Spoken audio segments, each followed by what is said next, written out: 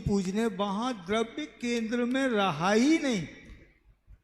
आप बिना द्रव्य के भी भावमयता के साथ पूरी पूजन पढ़िए, आपको पूरा आनंद आएगा। जो भी पूजन करने वाला है वो पहले अपनी दीनता का वर्णन कर रहा है कि मुझसे क्या भूलें हुई हैं, और उसके बाद में अब मैं क्या चाहता हूं। वो चाहने वाला लक्ष्य साधारण नहीं, असाधारण है, असाधारण होता है, और वो उस असाधारण लक्ष्य को प्राप्त करना वहाँ उद्देश्य रहता है।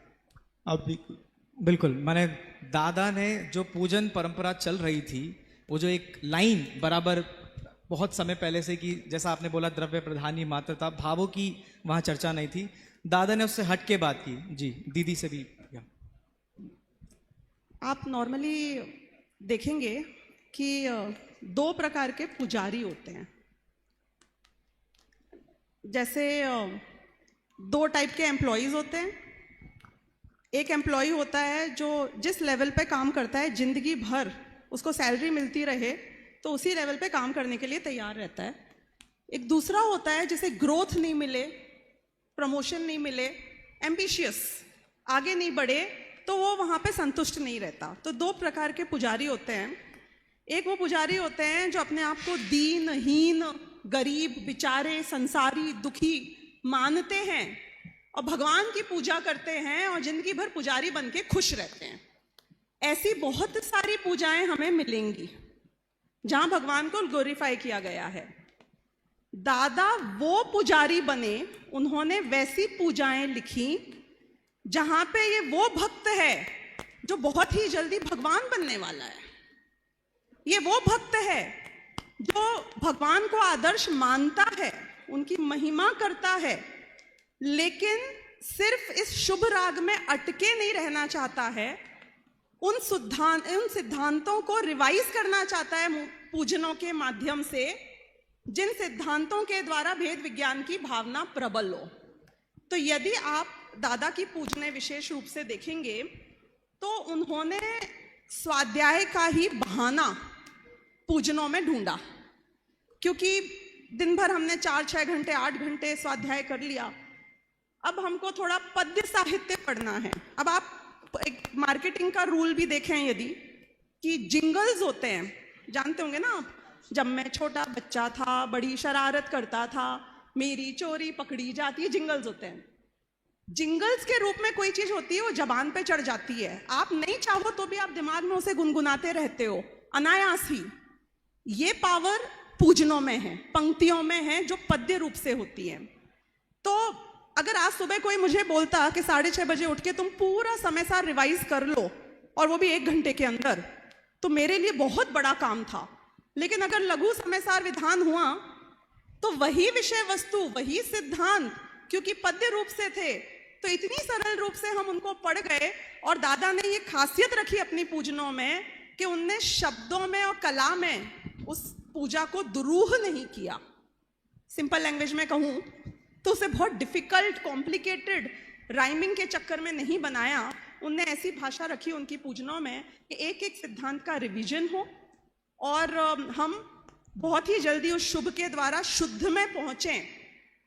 वो उपयोग का प्रयोग जिसकी कल हमने चर्चा की थी जी। तो किस तरीके से पहुंचे वो ही बात यहाँ पे कराई गई, ये उनकी खासियत रही। लेकिन समस्या इसमें यह है, जब हमने बाल बोध वीतरा विज्ञान में षटावशक पढ़े थे तो हमने देखा था देव पूजा, गुरु उपासना, स्वाध्याय, संयम, तप, दान, ये 6 आवश्यक कर्तव्य हैं, जिसमें उन्होंने देव पूजा को पहला स्थान दिया। हम पहले दूसरे पे नहीं, लेकिन देव पूजा को अलग स्थान दिया और स्वाध्याय को अलग। जब पूरी क्रांति आदरणीय दादा गद्य साहित्य में ला ही रहे थे, धर्म के दस्तक्षण हो, क्रमबद्ध पर्याय हो, चाहे निमित्तोपादान की पुस्तक हो, चाहे नए चक्र हो, जब ये क्रांति गद्य साहित्य में ऑलरेडी चल रही थी, उसको पूजा में डालने की आवश्यकता क्यों है? जब मूल परंपरा में ये दोनों आवश्यक अलग अलग किए हैं, देव पूजा और स्वाध्याय। आप स्वाध्याय को देव पूजा में क्यों डाल रहे हैं? ये क्या स्वाध्याय का अतिरेक नहीं है? फिर हम पे आक्षेप लगता है कि आप स्वाध्याय कराते रहते हो। तो क्या मैंने ऐसा कारण क्या रहा होगा? एक आपने जिंगल्स के लिए तो बोला, मैं आपसे भी और अन्य विद्वानों से भी चाहूंगा, आदरणीय तपेश जी या गणतंत्र जी भाई साहब, कि हम क्यों उस स्वाध्याय की परंपरा को देव पूजा में घुसा रहे हैं। अभी पिछली चर्चा में जैसा चल रहा था, आदरणीय दादा की पूजनों की विशेषताओं में मैं एक बात यहाँ से और जोड़ रहा हूँ, फिर उस विषय पे भी चर्चा करना चाहूँगा। मैंने स्तोत्र साहित्य पे जब अपना शोध कार्य किया, संस्कृत और प्राकृत के स्तोत्र साहित्य पे, तो भक्ति साहित्य को बहुत अच्छे से मैंने ऑब्जर्व किया। तो एक बात जो दिखाई दी वो ये थी कि हमारा अधिकांश भक्ति साहित्य वैदिक साहित्य से प्रभावित होकर के दास्य भाव की भक्ति की तरफ ज़्यादा है। यानी हम अपने आप को भक्त ही मानते हैं, उससे ऊपर कुछ नहीं। हमारे लिए भगवान एक बहुत बड़ी वस्तु है, वो is the creator, the mentor, वो हम बन ही नहीं सकते। लेकिन जैसे ही गुरुदेव श्री का उदय हुआ, उन्होंने जब आध्यात्मिक चर्चाएं प्रस्तुत करी, उसके बाद जो परिवर्तन पूरी समाज में आया, हमारे चर्चाओं में आया, उसका एक रिफ्लेक्शन हमें दादा की साहित्य में पूजनों में दिखाई देने लगा। और एक भाव जो उभर के सामने आया कि मैं भक्त हूँ, ये सत्य है, लेकिन मैं भी भगवान बन सकता हूँ। आप चाहे सीमंदर पूजन को देखें तो उसके अंदर की पंक्ति, प्रभु तेरे मेरे अंतर को अविलंब निरंतर से भर दो। अंतर तो है, ये बात मानी गई है, लेकिन मैं उस अंतर को भरना भी चाहता हूं, ये भी स्वीकार किया गया। महावीर पूजन को देख लेवे, भूत काल प्रभु आपका, वह मेरा वर्तमान, वर्तमान जो आपका, वह भविष्य मम जान। यहाँ भी वही बात निकल के सामने आई। ये दादा की पूजनों में जो इन सब बातों से हट के मुझे जो बात दिखाई देती है वो मैंने रखी। और जैसा अभी आपने एक प्रश्न किया, क्या आवश्यकता थी हमें गद्य साहित्य से हटकर पूजन साहित्य पे आने की। जिस कालखंड में आदरणीय दादा, हमारे आध्यात्मिक सत्पुरुष पूज्य गुरुदेव श्री का उदय काल चल रहा था, प्रभावना काल चल रहा था, पूरी समाज में जिस प्रकार की प्रायोगिकता प्रचलित थी, जिस प्रकार की क्रियाविधि प्रचलित थी, उसमें स्वाध्याय नगण्य सा ही था। गिने चुने लोग स्वाध्याय आदि करते थे। अधिकांश लोग वही थे जिनको जिनवाणी मंदिर में विराजमान करने योग्य ही लगती थी, और वहां रखकर उसकी पूजा अर्चना करो, बस पर्याप्त है। अब उन व्यक्तियों के पास में, उन लोगों के पास में वे बात कैसे पहुंचे? तो ऐसे पहुंचे कि जो काम वो करते हैं उसी में वो बात डाल दो जो हमको समझानी है। तो वे पूजन करते ही हैं नियमित रूप से, तो हमने पूजनों के अंदर वो स्वाध्याय परोसा। अब जिन्हें रुचि लगी वे पूजन के द्वारा शास्त्र पे पहुंचे, शास्त्र के द्वारा गुरुदेव पे पहुंचे, और अन्य अन्य विद्वानों और आचार्यों के पास पहुंचे। तो एक लिंक दादा ने ओपन करी इसके द्वारा भी। इसलिए एक नितांत आवश्यकता मानी जाती है कि एक आवश्यकता है, साहित्य समाज का दर्पण होता है, समसामयिकता साहित्य का अनिवार्य अंग है। तो प्रेजेंट कंडीशन में जो जरूरी था वो दादा ने वहां पूजनों में लिखा। और जिस प्रकार की मान्यताएं भगवान को लेकर के दुनिया में की जाती रही थी, उनसे विपरीत उनकी विचारधारा जो चल रही थी, उनको भी उन्होंने अपनी पूजनों में प्रस्तुत किया।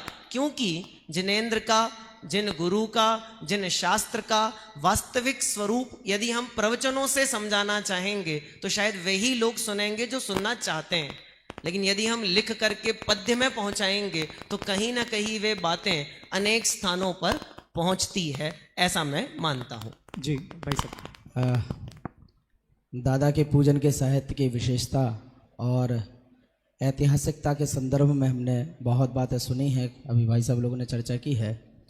भाई तपेश जी ने भी एक और हमारा ये इशारा किया है कि हमारे भक्ति साहित्य पर वैदिक साहित्य का प्रभाव ज़्यादा रहा है, प्रभाव क्या प्रकोप रहा है, ऐसा दास्य भाव के द्वारा स्पष्ट किया है।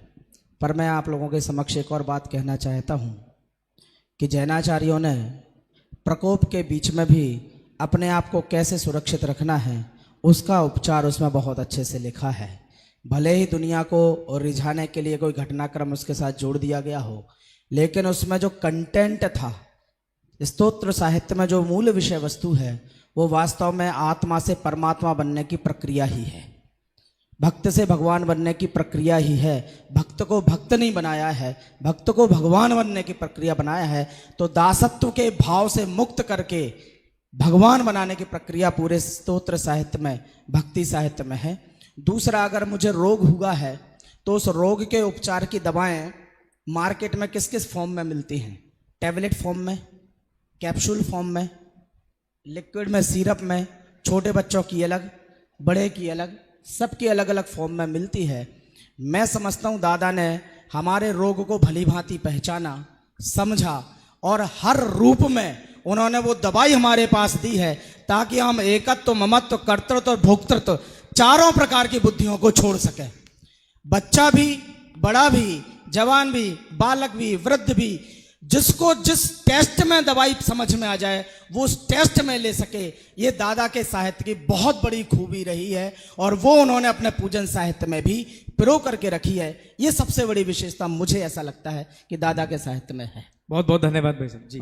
प्रश्न जो था वो ये रहा आपका कि ये दो अलग अलग क्यों कहे?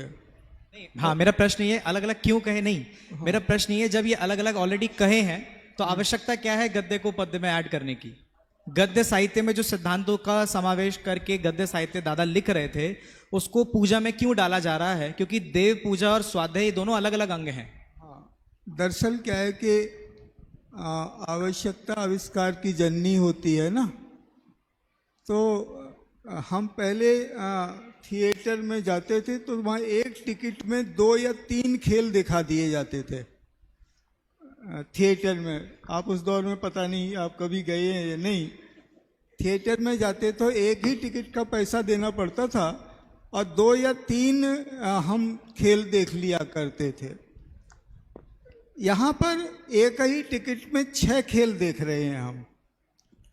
बहुत ध्यान से समझना, देव पूजा शुभ भाव, गुरुपास्ती शुभ भाव, दान शुभ भाव, स्वाध्याय शुभ भाव, ये सारे शुभ भाव ही हैं जिन्हें अलग अलग डिब्बों में रखा गया था।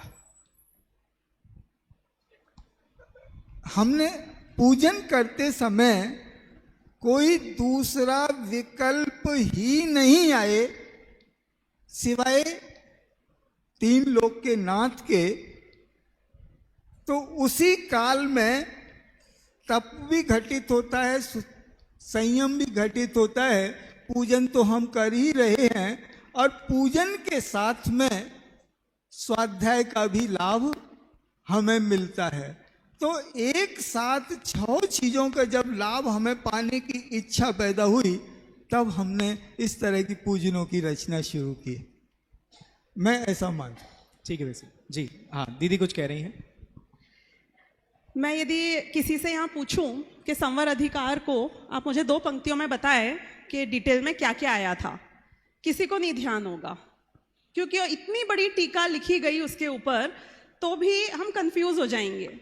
लेकिन यदि कोई पूछे कि भेद विज्ञानतः सिद्धा सिद्धा ये किल केचन हो तसेव अभावतः बद्धा बद्धा ये किल केचन, 2 सेकंड में हमें उसका निष्कर्ष ख्याल में आ जाता है और रिवाइज हो जाता है। तो उसकी महिमा है। आप सारी गद्य को नहीं पढ़ोगे, दिन रात नहीं पढ़ोगे और 10 बार नहीं पढ़ोगे। मैं आपसे बोलूं फिर पढ़ लो, क्रमबद्ध पर है, फिर पढ़ लो। लेकिन मैं बोलूंगी आप एक भजन गाओ जो जो देखी वीतराग ने, तो आप दिन में 10 बार भी गा लोगे। तो पद्य साहित्य की अपनी एक अलग जगह है। Point number 1। पॉइंट नंबर 2 क्या है कि पूजा लिखी नहीं जाती। जो लिखता है कोई भी पद्य साहित्य को या कविता को, वो इस बात को जानता है कि कविता बन जाती है। आचार्य अमृतचंद्र ने जब टीका लिखी समयसार की तो बीच में कलश क्यों लिखे? और 99% कलशों में वही बात आई है जो टीका में गद्य में आ चुकी है। तो उनके जैसे उत्कृष्टतम विद्वान ने भी यदि वो कार्य किया, एक्चुअली किया नहीं हो गया। हाँ, आप देखना ऐसा आता है कवि के बारे में कहा जाता है, वियोगी होगा पहला कवि, आह से निकला होगा गान। यानी कि जब वो अध्यात्म की भावना का अतिरेक हो जाता है तो वो ही भावनाएं कविता के रूप में पंक्तियों में गुंथ जाती हैं और वही भावनाएं वो आपके समक्ष आपके भी भावने के लिए प्रस्तुत हो जाती हैं। और एक लास्ट पॉइंट इसके ऊपर कि मुझे ऐसा पर्सनली लगता है कि दादा एक दिन मंदिर गए, उनने सोचा मैं पूजा करूं, उनने कोई पूजा खोजी, फिर दूसरी पूजा खोजी, तीसरी पूजा खोजी, उन्हें संतुष्टि नहीं मिली। तो उनने बोला कि अब मैं खुद अपनी पूजा लिखता हूं और कल से इसका पाठ किया करूंगा, तुम्हें पसंद आए तो तुम भी कर लेना। ऐसे हो होकर उनका एक एक पद्य साहित्य रचा गया। उनने स्वांतः सुखाय लिखा था, लेकिन उससे हमारा भी कल्याण हो गया। बहुत सुंदर, एक बार जोरदार तालियां इस उत्तर के लिए। बिल्कुल। एक इसके अनुक्रम में एक बात और है। ये जो आपका प्रश्न है वो वास्तव में आपका नहीं है। ये प्रश्न बहुत जन सामान्य में रहता है कि अब तो ऐसा हो गया है कि प्रवचन में भी समय सार सुनना है और विधान में भी समय सारी वही गाथाएं पढ़नी है। यहाँ पे भी पूजा की जयमाला पढ़ते हैं तो भी वही गाथाओं के अनुवाद हैं, और प्रवचन में बैठते तो पंडित भी वही सुनाते हैं। तो कई लोगों की आपत्ति टाइप की है, माने एक परसेप्शन ऐसा है कि क्या ज़रूरत है भाई, पूजा के स्थान पे पूजा चलने दो। दादा कई बार अपने प्रवचन में ये बोलते थे, एक पंक्ति बहुत याद करते, दादा की पूजनें क्यों लिखी गई होंगी, निश्चित रूप से ध्यानत राय जी का जो फल का छंद है ना वो प्रेरक रहा होगा। दादा कई बार बोलते थे उसको, लोचन सुनैना घ्राण और उत्साह के करतार हैं, मोपे न उपमा जाय वरणी। ये जो छंद है वो कहते ये तो पूरी पूजा हम फल की कर रहे हैं, हम भगवान की पूजा कहाँ कर रहे हैं। तो उसके कारण दादा ने उस पूजन साहित्य में भी वो चीज़ें डाली। अब जैसे स्वाध्याय है, स्वाध्याय और पूजा की बात है, इसलिए बहुत पॉइंटेड हम इसको अगर समझें तो वाचना प्रक्षना माने जो हम सभा में कर रहे हैं। अब अनुप्रेक्षा का क्या रूप है? अनुप्रेक्षा हम कहाँ बैठ करके करते हैं कि हम फिर एकांत में बैठें फिर विचार, ऐसा नहीं होता है। ये पूजा अनुप्रेक्षा का ही एक रूप है, बार बार चिंतन करना, भक्ति, पूजा, विधान। मैं तो कई बार ये पूछता हूँ लोगों से कि आप ये बताओ पूजा और विधान में क्या अंतर है, पूजा और विधान में क्या अंतर है। कोई लाइटर मोड में आंसर देता है, थोड़ा नोट पे कहता है देखो जो खुद करते हैं तो पूजा होती है और पंडित कराता है तो विधान होता है ऐसा कहते हैं, लेकिन ऐसा नहीं। विधान शब्द है निर्देश स्वामित्व साधन, निर्देश स्वामित्व साधनाधिकरण स्थिति विधानतः। विधान माने भेद प्रभेद सहित। तो हम उन्हीं तत्वों को, उन्हीं भावों को, उन्हीं विषय वस्तुओं को हम अनुप्रेक्षा किस प्रकार से करें, तो भक्ति आदि के माध्यम से करते तो कोई विरोध नहीं है और ये कोई नई पद्धति भी नहीं है। आप जितना भी स्तुति साहित्य देखें, जैसा अभी गणतंत्र जी ने कहा, स्तुति साहित्य क्या है? पूरा का पूरा गहन तत्व ज्ञान है, स्वाध्याय है वो पूरा का पूरा। इवन भक्तामर स्तोत्र कभी आप द्रव्य गुण पर्याय की दृष्टि से अध्ययन करो, सृष्टिकर्तावाद की दृष्टि से अध्ययन करो तो बहुत गहरा है वो इस दृष्टिकोण से। इसलिए दो चीज़ें अलग अलग नहीं है। भाई साहब ने कहा कि चीज़ एक ही है, दो डब्बों में अलग अलग पैकिंग करके दे रहे हैं। वही हमारे तपेश जी ने कहा कि भाई अलग अलग फॉर्म में, गणतंत्र ने कहा अलग अलग फॉर्म में, कभी टैबलेट के रूप में, तो वही बात है। ऐसा कोई विरोध यहाँ है नहीं। तो दादा ने कोई विरोध इस प्रकार का नया खड़ा नहीं किया है जी, संधि है दोनों की बहुत गहरी। ठीक है जी। गणतंत्र जी भाई साहब शायद कुछ ऐड करना चाह रहे हैं इसमें। नहीं, मैं कुछ नहीं कहना, मैं तो ये कहना चाह रहा हूँ, हमारे बीच में आदरणीय राकेश जी भाई साहब बैठे हैं, अभिनंदन जी भाई साहब बैठे हैं, ये प्रथम बैच में रहे हैं। तो दादा जब ये साहित्य लिख रहे होंगे तो संभवतः उस समय आप लोग भी रहे होंगे। तो पूजन साहित्य के संबंध में जो हम लोग ये बात कह रहे हैं यहाँ पे, तो हो सकता है कि ऐसी बातें हों जो भाई साहब लोगों के समक्ष रही हों और तत्कालीन परिस्थितियाँ भी ऐसी रही हैं। और दूसरा मैं ये कहना चाह रहा हूँ कि आप हिंदी साहित्य अगर आपने पढ़ा है, चाहे वो गद्य में हो चाहे पद्य में हो, आप उन राइटर्स को ज़्यादा याद रखते हो, उन लेखकों के नाम आपको ज़्यादा याद होंगे जो आपको गद्य में भी मिल रहे होंगे और पद्य में भी मिल रहे होंगे, कहानी में भी मिल रहे होंगे, नाटक में भी मिल रहे होंगे। तो हर जगह पे आपको वही लेखक नजर आ रहा होगा। तो आप उसकी विशेषताओं पर अपने आप ध्यान आकर्षित करेंगे। जैसे महादेवी वर्मा सब जगह उपलब्ध होती है, जयशंकर प्रसाद सब जगह उपलब्ध होते हैं, प्रेमचंद केवल गद्य में रह गए तो वो प्रेमचंद केवल कथा सम्राट के रूप में रह गए, लेकिन जयशंकर प्रसाद को हर जगह पढ़ा जाता है, महादेवी वर्मा को हर कोई पढ़ता है। तो ऐसे बहुत सारे लेखक हुए जिनको जगह जगह पे पढ़ा जाता है। और मैं समझता हूँ दादा पे जयशंकर प्रसाद की छाप तो नहीं थी, लेकिन साहित्यकारों की छाप बहुत थी। और यही कारण रहा है कि दादा ने हर साहित्य की विधा में अपनी लेखनी चलाई है। और मैं कहता हूँ लेखनी नहीं चलाई है, अगर जैन अध्यात्म को जिंदा रखना हो तो बहुत बड़ी क्रांति का सूत्रपात दादा ने किया है। ताली तो ठीक है आप बजा रहे हैं, मैं क्रांति इसलिए कह रहा हूं कि जिस दौर में दादा ने ये रचनाएं लिखी थी, जिस दौर में जगह जगह पर आप देखो पद्य की रचनाएं पढ़ी जाती थी, दादा खुद ही सुनाते थे, दंसड़ भट्टा भट्टा इसकी जब रचनाएं पढ़ी जाती थी, श्रामंड की चर्चा की जाती थी, आत्मा की चर्चा की जाती थी, उसका मैं प्रमाण आपको बताता हूं। आज 45-50 साल बाद आप जब जाकर के जगह जगह पर स्वाध्याय की परंपरा देख रहे हैं, जो उससे पहले बंद हो गई थी, अब जो स्वाध्याय की परंपरा जगह जगह विधानों के बीच में, पंचकल्याणकों के बीच में, पूजनों के बीच में, चातुर्मास के बीच में वाचनाओं की परंपरा अगर कहीं से प्रारंभ हो रही है तो उन सब में साहित्य लेखन का सबसे बड़ा रोल रहा है, और उसमें भी भाषा और समकालीन भाषा में लिखे जाने वाले साहित्य का रोल रहा है। और अगर उसमें सबसे ज्यादा श्रेय किसी को दिया जा सकता है तो आदरणीय दादा को दिया जा सकता है, क्योंकि उन्होंने अपनी अपनी भाषा में उस ग्रंथ को लिखा, उन सूत्रों को लिखा, उन कहानियों को लिखा, उपन्यास को लिखा और जनसुलभ भाषा में हर व्यक्ति के पास पहुंचाई है। तो मैं समझता हूं कि भाषा के साहित्य के साथ में वहां पहुंचे ही पहुंचे हैं। और मैं तो ये कहूंगा, वाक्यम रसात्मकम काव्यम, जहां जैसा रस मिलता है आदमी वहां जाता है, और काव्य पढ़ने में रस ज्यादा परिपाक होता है। आप सब लोग आज आनंद लेके आए होंगे, डेली आपको लिक्विड फॉर्म में कुछ तो मिल रहा था, लेकिन आज विशेष फॉर्म था। तो आप लोगों ने देखा होगा, पहले केवल एक छोटी तपेली में से दिया जाता था, आज बाल्टी भर भर के बांटा जा रहा था। तो पूजन साहित्य बाल्टी में भर भर के बांटा जाने वाला रस है जो लोगों के हृदय में उतरता है। बहुत सुंदर, बहुत सुंदर। एक पॉइंट और यहाँ बताना चाहूंगी कि साधना या मोक्ष मार्ग में 2 एस्पेक्ट होते हैं, एक लॉजिक एस्पेक्ट होता है और एक कला का एस्पेक्ट होता है। हम कहते हैं साइंस भी है धर्म करना और आर्ट भी है। जब आपको साइंस समझनी है, विस्तार से समझना है, तो आपको भाषा चाहिए सरल और उसका चाहिए विस्तार, ब्रेविटी नहीं चाहिए, संक्षेप में नहीं जानना है, आपको अच्छे से समझना है उसको। वहां आता है गद्य साहित्य, जब आप कॉन्सेप्ट समझ रहे हो। जब दूसरा हिस्सा आता है कला का, ये वो हिस्सा है जहां पे बात समझ में आ गई, अब उसको रेपिटिशन का विषय बनाना है, उपयोग में वहां बिंदु में सिंधु आ जाना चाहिए। जो मैंने पूरी कहानी पढ़ी है वो 2 पंक्तियों में समा जाए, क्यों मैं उसे दिन रात रट सकूं, मन में विचार कर सकूं, और जिस दिन मेरी आंखों से दिखना बंद हो जाए और कानों से सुनना बंद हो जाए, तब भी उन पंक्तियों में मुझे पूरी विषय वस्तु स्पष्ट होती चली जाए।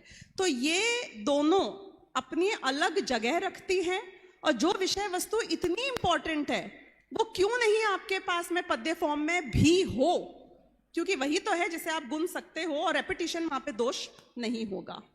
तो इसलिए औचित्य पूरा ही है। बिल्कुल, बहुत बहुत धन्यवाद। इस प्रश्न का समाधान तो लगभग हो गया है हमारा, कि ये देव पूजा और स्वाध्याय भले ही भिन्न भिन्न अंग हो, लेकिन समसामयिक परिस्थितियों के कारण ये दोनों जरूरत थी। उस स्वाध्याय में जो क्रांति लाई जा रही थी उसे देव पूजा में भी ऐड करना है। आप सभी ने उस काल में तत्कालीन इन शब्दों का प्रयोग करके समझा दिया कि उस समय उसकी बहुत जरूरत थी। मेरा प्रश्न है, आज तो सबको पता चल गया ना, अब तो हो गया ना, अब तो हमें मालूम है ना, ये पूरी सभा स्वाध्याय में भी बैठती है, देव पूजा में भी बैठती है, तो अब क्यों, अब वास्तव मूल प्रश्न ये है कि उन पूजनों की वर्तमान में कितनी प्रासंगिकता है, या दादा ने सिर्फ उस काल के लिए लिख के छोड़ दी, या दादा को कोई इसमें दूर दृष्टिकोण नहीं था। मेरा ये प्रश्न है कि भविष्य में भी क्या ये पूजाएं उतनी ही उपयोगी सिद्ध होंगी जितनी उस काल में हो रही थी, क्योंकि लोगों को खबर नहीं थी? क्या यही दृष्टिकोण है? कड़वी चीज शुरुआत में बहुत कड़वी लगती है। जिन्हें डायबिटीज हुई हो वे जानते हैं कि शुरुआत में कड़वे करेले का जूस पीना पड़े तो बहुत कड़वा लगता है, फिर धीरे धीरे उसी कड़वे करेले के रस में रस आने लगता है, और हो सकता है आने वाले वक्त में उसी कड़वे करेले में मिठास ही मिठास लगने लगे। एक बात डायबिटीज के संदर्भ। दूसरी बात के पहले 3 चम्मच शक्कर डाल करके 1 कप चाय पीते थे, पता लगा कि शुगर बढ़ गई है तो अब फीकी पीनी पड़ेगी, तो बहुत बुरा सा मुंह बना करके फीकी चाय पीते थे। अब फीकी में आनंद आता है और उस मीठी चाय में बुरा लगता है। जब ये पूजने लिखी गई थी तब सच है कि ये युग की बहुत बड़ी आवश्यकता थी। आज क्या वो आवश्यकता खत्म हो गई? नहीं हुई। आज अगली पीढ़ी को भी तो कुछ बताना है, अगली पीढ़ी के पास तक भी कुछ पहुंचाना है। वो अगली पीढ़ी और अगली पीढ़ी के पास तक पहुंचाएगी ना। तो इन पूजनों की प्रासंगिकता तो निरंतर, जब तक ये रस देती रहेंगी, जब तक ये आनंद देती रहेंगी, जब तक भक्त और भगवान के जुड़ाव को निरंतर बनाए रखेंगी, तब तक इनकी प्रासंगिकता बनी रहेगी। मैं ये सोचता हूं। बहुत बढ़िया भाई साहब, बहुत धन्यवाद जी।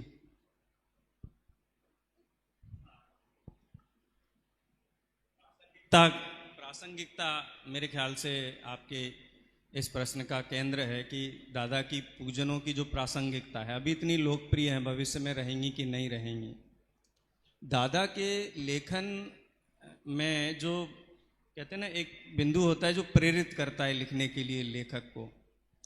दादा का जितना भी साहित्य है वो सृजित हुआ समाज की आवश्यकता को देखते हुए। वो दादा की प्रेरणा, उनके श्रोता थे, समाज था जो चारों तरफ घटित हो रहा था। दादा के लेखन की प्रेरणा हमेशा वही रहा। और इसके कई हम वो देख सकते हैं, उदाहरण देख सकते हैं। जैसे महाविद्यालय स्थापित हुआ और नए चक्र की जो आवश्यकता थी विद्यार्थियों को पढ़ाने के लिए, तो दादा ने परम भाव प्रकाशक नए चक्र बहुत सुव्यवस्थित तरीके से एक टेक्स्ट बुक तैयार उसकी कर दी। उसके पहले समाज में क्रमबद्ध पर्याय की इतनी ज़्यादा, क्या कहें उसको, हम चर्चा कहें या उठापटक कहें कि लड़ाई कहें। भिंड में तो कई बार लड़ाई होती थी, लड़ाई माने वो चाकू आकू भी चले हैं सभाओं में, मैं यहाँ तक मैं जानता हूँ। तो उस समय आगम के आधार पर समाज को संतुष्ट करना कि ये कोई बाहर की चीज़ नहीं है, ये हमारी आगम परंपरा का ही से प्रसूत सिद्धांत है।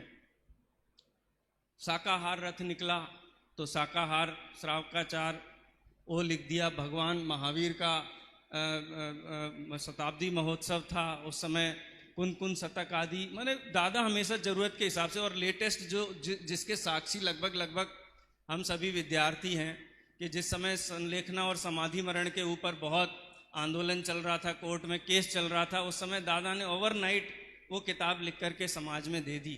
पूजन साहित्य भी वैसा ही है दादा का। एक प्रसंग दादा कई बार प्रवचन में बोलते थे, आपको याद होगा शायद, वो बताया उन्होंने कि एक बार सिद्धवर कूट पूजन के लिए वो गए थे यात्रा पे, तो पूजन करने बैठे सुबह सब परिवार, बड़े दादा भी थे साथ में। तो उन्होंने बोला, वहाँ जो व्यवस्थापक पुजारी माली था, कि हम पूजन करने बैठ रहे हैं, थोड़ी हमारी यहाँ व्यवस्था, हमको जो चाहिए वो सामग्री दे दो। बोले कि नहीं आप नहीं कर सकते पूजन, एक यात्री संघ के लिए ऑलरेडी बुक है, वो यहाँ बैठ कर के पूजन करेंगे। तो दादा बोले कि कब आएंगे? बोले कभी भी आ सकते हैं, 10 मिनट में, 15 मिनट में। तो बोले कि ठीक है, जितनी समय है हम कर लेंगे, अपनी पूजा खत्म कर लेंगे।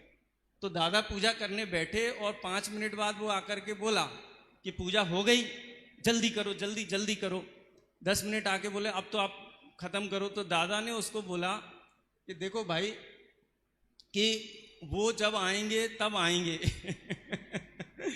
तुम तो हमारी पूजा अभी नहीं होने दे रहे हो, और मैं ऐसी पूजा कर रहा हूं कि जैसे ही वो आएंगे मेरी वहीं खत्म हो जाएगी। माने वो अष्टक का आग्रह नहीं था उनको ये था कि हम भगवान के सामने बैठे हैं, तो जो अर्हद आदि गुणानुरागो पूजा, जो वो व्यापक जो परिभाषा है, समझ लो तत्वा श्रद्धानम सम्यक दर्शनम जैसी परिभाषा पूजा और भक्ति के लिए जो आचार्यों ने दी है, दादा उसमें विश्वास करते थे।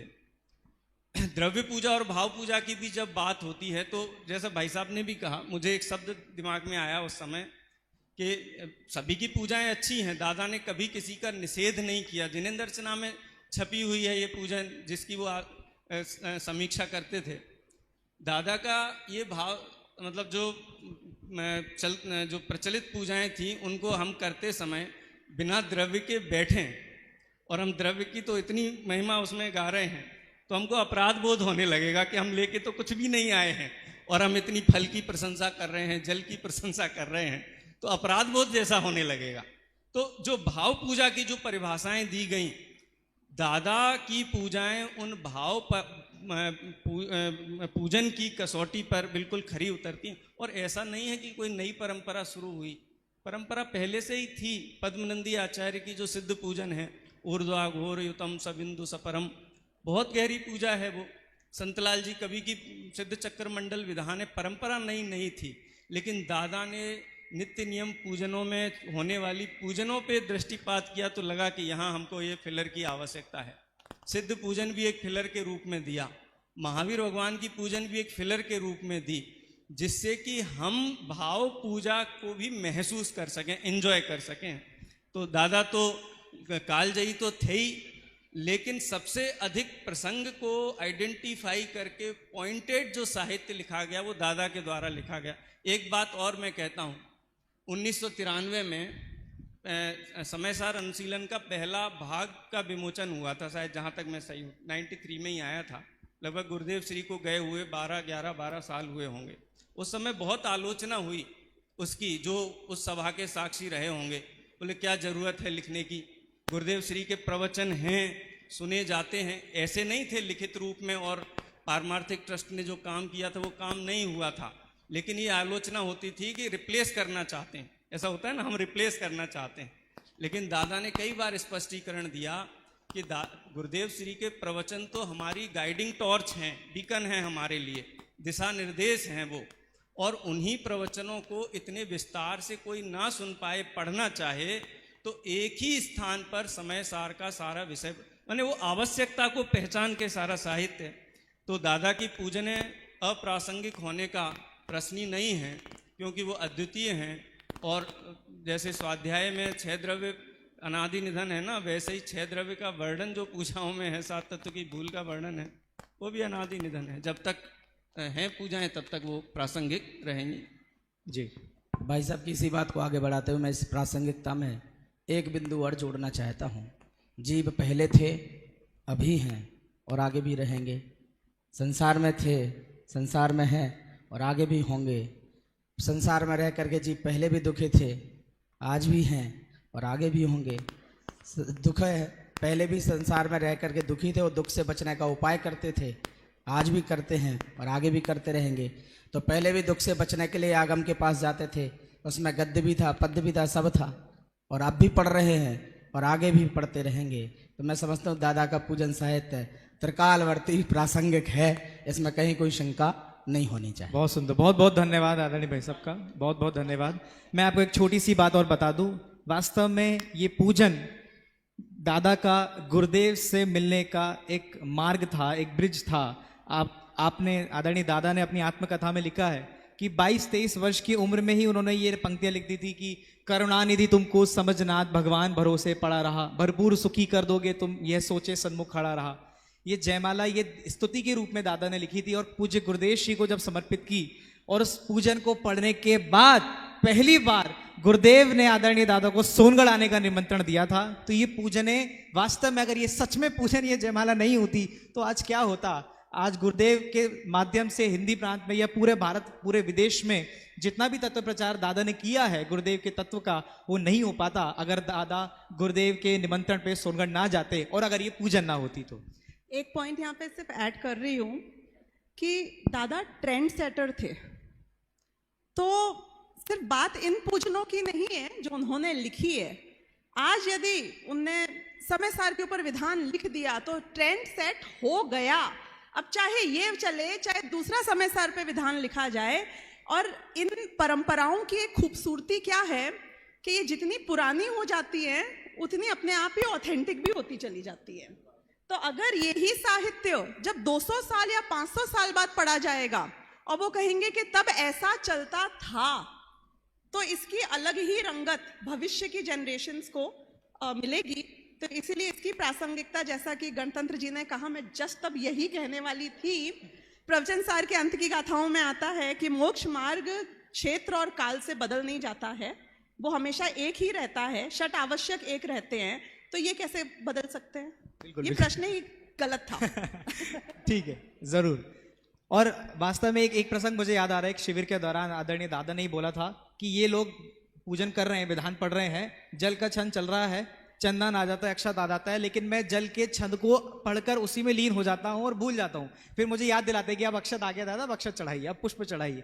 तो वास्तव में ये द्रव्य पूजा, भाव पूजा का जो स्वरूप आदरणीय दादा ने समाज में स्थापित किया है, वो युगों युगों तक याद रखा जाएगा। इन पूजनों में स्वाध्याय की परंपरा आदरणीय दादा ने गुरुदेव से प्रेरित होकर ही की है, क्योंकि पूज्य गुरुदेव श्री भी संपूर्ण जैनाचार का पालन करते हुए स्वाध्याय में रहते थे। आदरणीय दादा ने भी वही फॉलो किया, संपूर्ण साहित्य में स्वाध्याय की प्रमुखता रखते हुए समाज को एक बहुत बड़ा योगदान दिया है। मैं चाहूंगा हम इस बात पर आदरणीय दादा के लिए एक बार जरूर यहां से क्लैप करना चाहिए, हमें उसकी अनुमोदना करनी चाहिए उस कार्य की। अब मैं प्रश्न जरा बदलना चाहूंगा। हमने बात तो कर ली, वर्तमान में प्रासंगिक है, भविष्य में रहेगा, भूत में तो बिल्कुल था, और ये स्वाध्याय के अलग अलग अंग। लेकिन मेरा एक छोटा सा प्रश्न है कि क्या हम व्यवहार में भी, मैं तो भक्तामर पढ़ने वाला व्यक्ति हूं ना, मतलब मैं हमारे पूरी समाज की तरफ से कह रहा हूं, मैं तो भक्तामर पढ़ने वाला व्यक्ति हूं ना।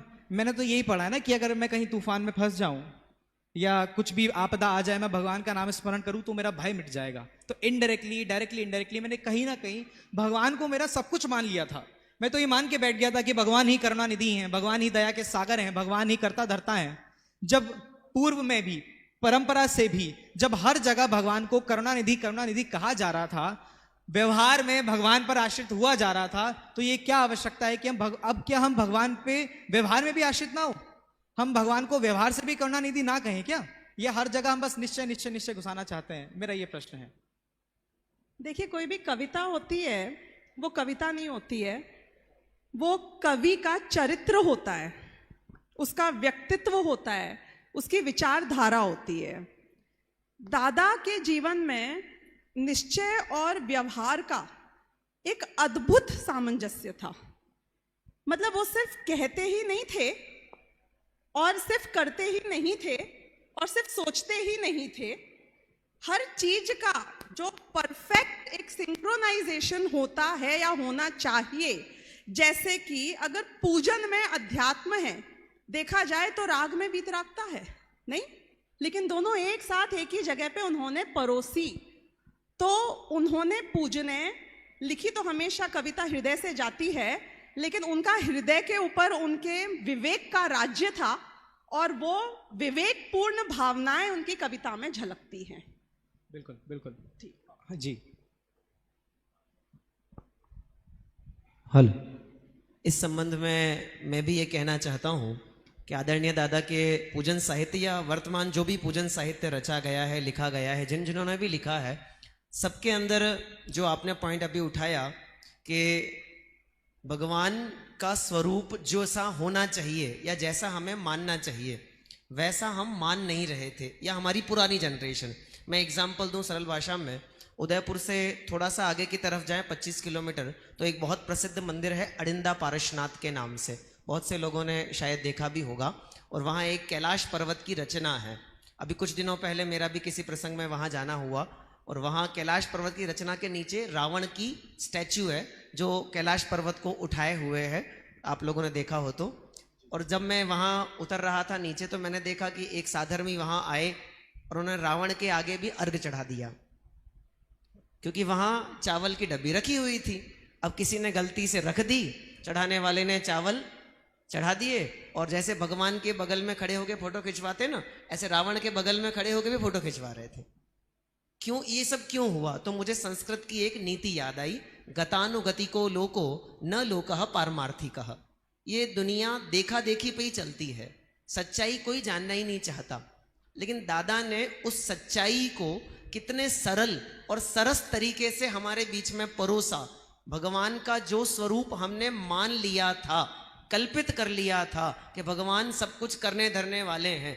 आप अगर दादा को कभी प्रवचनों में ध्यान से सुने तो दादा हमेशा ये इस बात का विरोध करते थे कि कभी ऐसा मत कहो कि भगवान मेरी नैया को पार लगा देना, मैंने तेरे ही भरोसे पारसनाथ भंवर में नैया, तो वो कहते तुम तो डूब जाएगी। उन्हें स्वीकार ही नहीं है ये बात। उन्हें क्यों स्वीकार नहीं है? क्योंकि जन शासन भी इसकी स्वीकृति नहीं देता। हमारी आगम की प्ररूपणा देव का जो स्वरूप वर्णित करती है, उसके आधार पर यदि हम वर्णन पढ़ें तो वह दादा की रचित पूजाओं में हमें दिखाई देता है। अब मैं ये नहीं कहूँगा कि ये स्वरूप उनको गुरुदेव श्री के मिलने के बाद समझ में आया, ये स्वरूप उनको बहुत पहले ही समझ में आ गया था, लेकिन उस काल के पूजा साहित्य में वो था नहीं, तो उन्होंने क्रांतिकारी रूप से अपने देवशास्त्र गुरु के अष्टकों में वह बात लिखी, जयमाला में वह बात लिखी। और जब लिखी तो एक पक्ष ये था कि लोग मानेंगे कि नहीं मानेंगे, अरे कोई माने चाहे नहीं माने, हमको तो बात समझ में आई गई है ना। तो इन्होंने लिखी भी, सुनाई भी, सुनी भी, और धीरे धीरे जब वह लोगों के पास पहुंची तो लोगों ने उसे स्वीकार भी किया। सत्य है तो स्वीकार तो करना ही होगा, आज मानो, कल मानो, अनंत काल बाद मानो, मानना तो यही था। और दादा ने उस बात को प्रस्तुत किया और आज के कालखंड में हम इन पूजाओं को पढ़ रहे हैं। जी हाँ, संजय जी भाई साहब एक मिनट। हाँ, बहुत साल पहले मंगलायतन में दादा का एक व्याख्यान हो रहा था, विद्वानों का समूह जुटा हुआ था। एक ही सवाल दादा ने पूछा था कि भगवान को कर्ता हम किस नय से मान सकते हैं। 8 नय पढ़े हैं ना आपने, किस नय से भगवान को कर्ता मान सकते हैं? असद्भुत से तो मान लोगे ना, आपके पास कोई जवाब नहीं है। आप भक्तिवश, भावनावश भले ही भगवान के कर्तृत्व, भगवान पर कर्तृत्व के चाहे कितने ही आरोप लगा दो, लेकिन वे कर्ता नहीं हो सकते हैं। ये गुरुदेव श्री के प्रवचनों में बहुत बार आता है कि व्यवहार का निषेध नहीं है, व्यवहार में धर्म मानने का निषेध है। इतनी सी बात है। भक्तिवश बहुत सारी बातें कही जाती हैं, लेकिन वे सब भक्तिवश ही होती हैं। मूल तत्व से उनका सीधा संबंध नहीं होता है, और उनको धर्म मान लिया जाए ये पाप होता है। कौन सा? महापाप, मिथ्यात्व है, अध्यवसान जिसे कहा गया है, वो इतना बड़ा पाप होता है। वो तो कर्ता आप मानते हैं, करुणानिधि तुमको समझना, भगवान भरोसे पड़ा रहा, भरपूर सुखी कर दोगे तुम, यह सोचे सन्मुख खड़ा रहा। सोचते रहे, यही तो करते रहे ना। अब जैसी बीमारी वैसी दवाई। गुरुदेव श्री ने व्यवहार रत्नत्रय की धनाधन धुनाई की, दान पूजा वगैरह वगैरह एक सांस में बोलते हैं, जब वो बोलते हैं तब इतनी धुनाई की। क्यों? युग की इतनी बड़ी आवश्यकता थी कि लोग उसी में ही डूबे पड़े हुए थे, बाहर ही नहीं निकल पा रहे, बाहर निकलकर झांक ही नहीं पा रहे थे। फिर हमारे लोग आए जिन्होंने उनका ही विरोध करना शुरू कर दिया। किनका? व्यवहार रत्नत्रय, दान पूजा इत्यादि का। हमारी भी पीढ़ी है कैसी खड़ी हुई। तब फिर उस बैलेंस को बनाने के लिए दादा जैसे लोग खड़े हुए, जिन्होंने ये कहा कि भैया इनका भी अपनी जगह उतना ही महत्व है, छोड़ना तो केवल इनमें धर्म मानना है। तो धर्म मानने का निषेध है मूलतः, तो व्यवहार का निषेध नहीं है। जी सोनू जी भाई साहब कुछ विचार व्यक्त कर रहे हैं। निश्चय परक पूजाओं ने जो पुरानी पूजन परंपरा है, जो जिसमें जैसा कहा कि जिसमें कर्ता परक भगवान का वर्णन ज़्यादा है। हाँ, सृष्टिकर्ता की बात तो आपको जैन पूजनों में नहीं मिलेगी, वो तो एकदम आउटराइट है। पुराणों में तो सबसे ज़्यादा यदि न्याय की चर्चा होती है पुराणों में, क्योंकि मेरा रिसर्च का विषय पुराण रहा है, तो वहाँ सृष्टिकर्तावाद का बहुत खंडन रहा है। हाँ, मेरे कल्याण के कर्ता आप हैं, मेरे सुख दुख के कर्ता आप हैं, ये निरूपण जरूर चलता है। मैं एक दूसरी बात, एक गंभीर बात और सभी के विचार के लिए बात कहना चाहता हूँ कि जो नई परंपरा की पूजन है और पुरानी परंपरा की पूजन है, क्या हम उनको दो कैटेगरी में बांटें, ये अच्छी और ये अच्छी नहीं? क्या हम बांट सकते हैं क्या? जैन दर्शन की सबसे बड़ी खूबसूरती ये है कि वो ये दो कैटेगरी में नहीं बांटता कभी चीज़ों को। वो कहता है कि आप उसका प्रसंग देखो, अपेक्षा देखो। हम जानते हैं, हम जिस देश में रहते हैं, आचार्य कुंद कुंद के सामने जब भगवान की पूजा भक्ति स्तुति आदि का जब प्रकरण आया, और जब वो अहमेद अमेद महम वाली गाथाओं के बाद में ये प्रश्न किया शिष्य ने, ऐसे तो फिर हम किसी की पूजा ही नहीं कर पाएंगे, क्योंकि पूजा तो जिसकी करते वो सारे शरीर की पूजा करते, समोसरण की ही करते। तो उन्होंने उस समय निश्चय स्तुति ये पूजा है, उसका स्वरूप बताया। इतने ऊंचे मानदंड थे हमारी स्तुति और भक्ति और पूजा के। योग सार में भी परमात्म प्रकाश में बड़े दादा ने जो प्रस्तावना लिखी है जिनेंद्र अर्चना में, वहाँ उन्होंने वो कोट किया है कि परमात्मा मैं हूँ और मैं ही परमात्मा हूँ, यहाँ पूज्य पूजक का भेद ही संभव नहीं है। माने ये हमारे प्राचीन मानदंड रहे।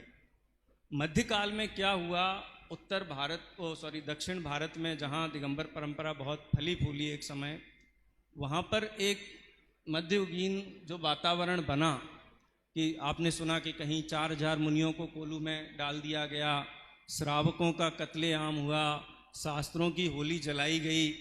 आप ये समझ लिए कि ऐसा वातावरण रहा होगा कि जैन बाकी लोगों से अलग आइडेंटिफाई हो जाते होंगे, उनकी लोक परंपराओं से, उनके दैनंदिन जीवन के जो क्रियाकलाप होते होंगे उनसे।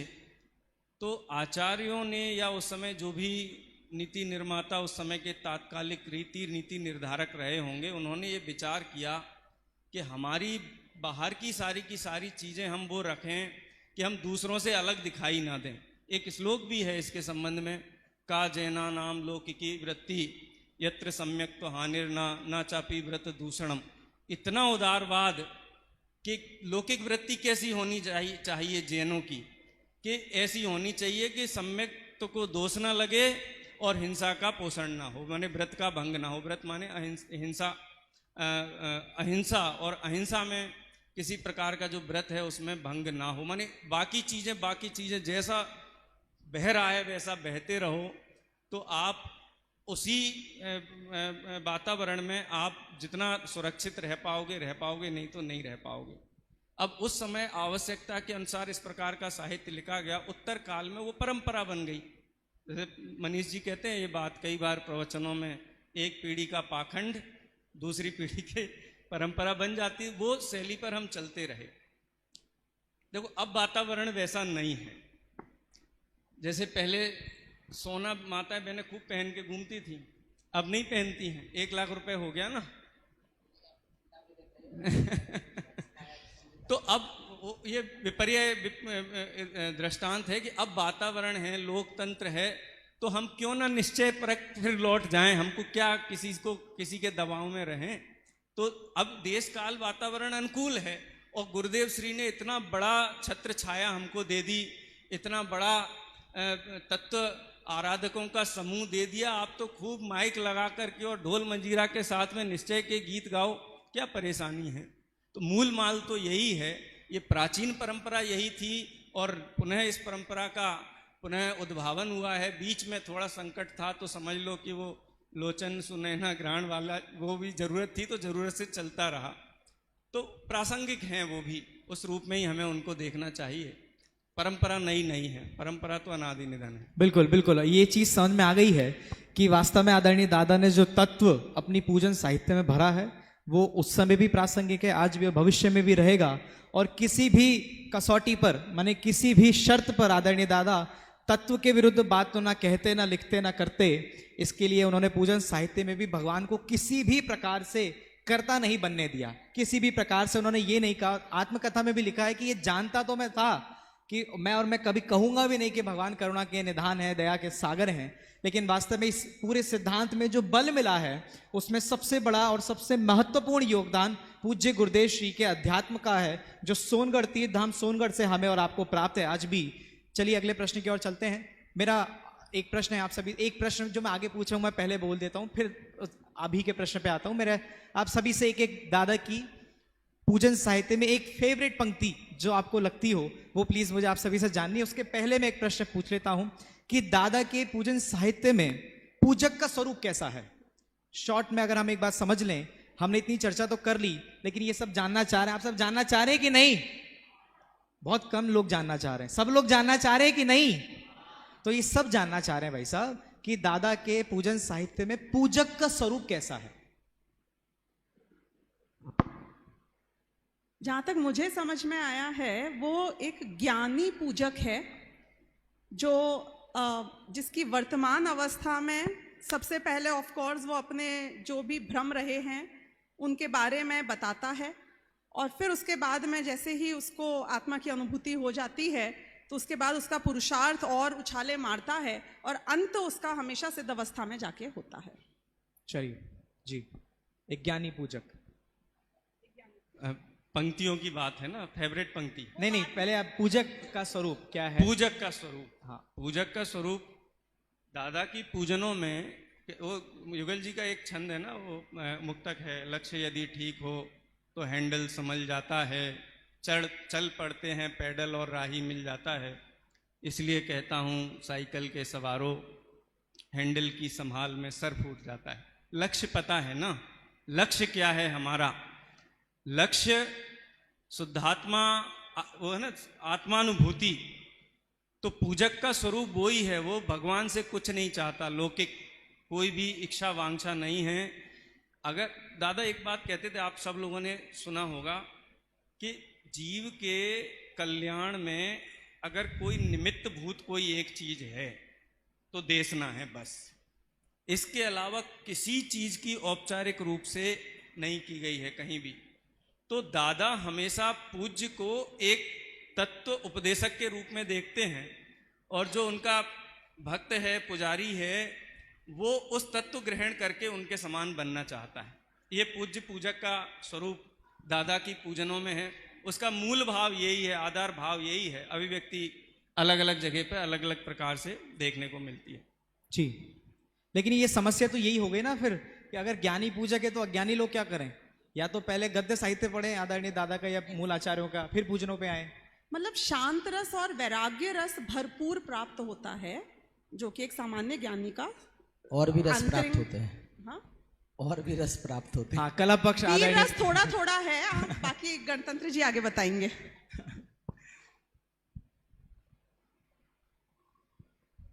जी।